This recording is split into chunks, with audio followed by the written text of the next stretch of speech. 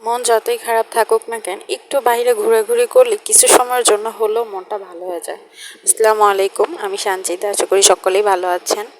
আজকে আমরা গিয়েছিলাম তালতলি ভাঙার পাড়। বেরিয়ে গেলাম বাসা থেকে, রওনা দিয়ে দিয়েছি। রাস্তার পাশগুলো খুব সুন্দর লাগছিল, নদীর দেশ। আমরা বিকেলের দিকে রওনা দিয়েছিলাম, এই তো চলে এসেছি। তারপরে এই তো আমার হাজব্যান্ড আমার ছেলেকে নিয়ে হেঁটে যাচ্ছে।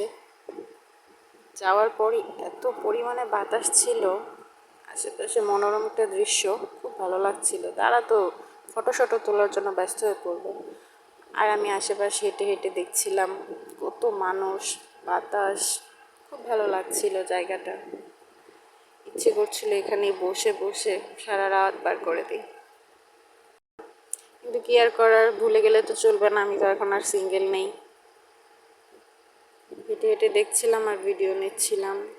পাশের রেস্টুরেন্টগুলো এত সুন্দর করে ডেকোরেশন করা, সাইডে নদীর দৃশ্য, আর এই পাশে রেস্টুরেন্ট। বসে বসে নদীর দৃশ্য দেখবে, একদিক দিয়ে মন ভরবে, অন্যদিক দিয়ে পেট ভরবে।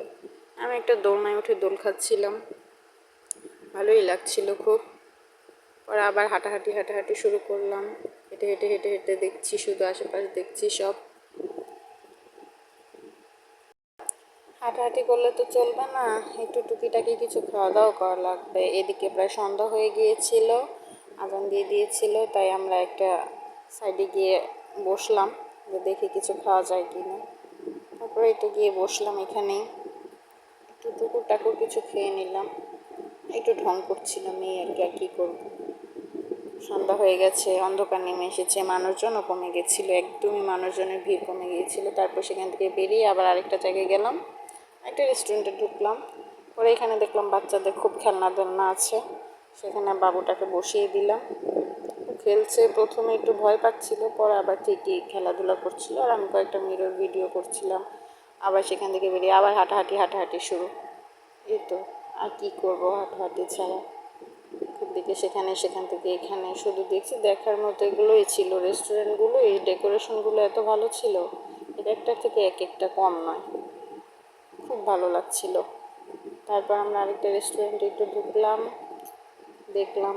সেখানে যাওয়ার পরে তো শুধু দোলনা, এই ফটোশ্যুট করে ও ফটোশ্যুট করে, আমি শুধু দাঁড়িয়ে এক সাইডে দাঁড়িয়ে দেখছিলাম কি করে না করে। তারপর নিজেও নিয়ে নিলাম কয়েকটা। পরে উপরে গেলাম, একটু রং ভং করে ভিডিও আর কি।